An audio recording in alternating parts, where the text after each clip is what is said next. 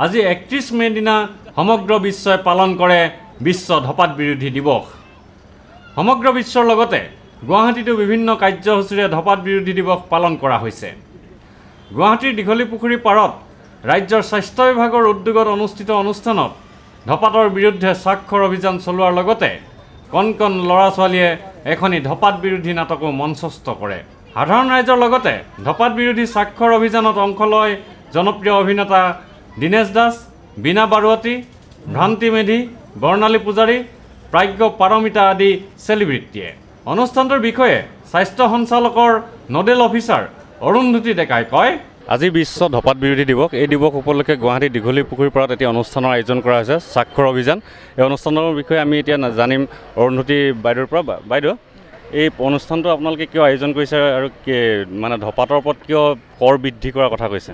এইটো আচলতে আমি ৱৰ্ল্ড হেল্থ অৰ্গেনাইজেশ্যনৰ পৰা আমাৰ প্ৰতি বছৰে 31 মে'টোত আমাৰ ৱৰ্ল্ড ন টবেকো ডে বা বিশ্ব ধপাত বিৰোধী দিৱস হিচাপে পালন কৰা হয়।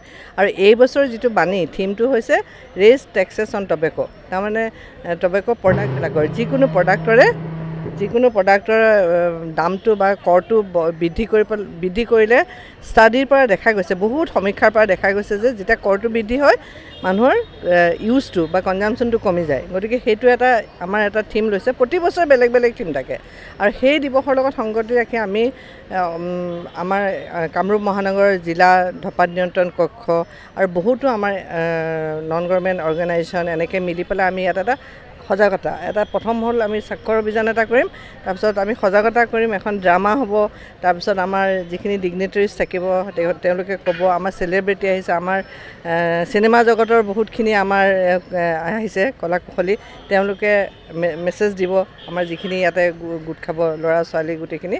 গতিকে সেইটো এটা আমাৰ সজাগতাৰ কাৰণে আমি কৰিছোঁ। এইবাৰ ধপাত বিৰোধী দিৱসত সকলোৱে বিচাৰিছে ধপাত জাতীয় সামগ্ৰীত চৰকাৰে অত্যাধিক কৰ আৰোপ কৰক।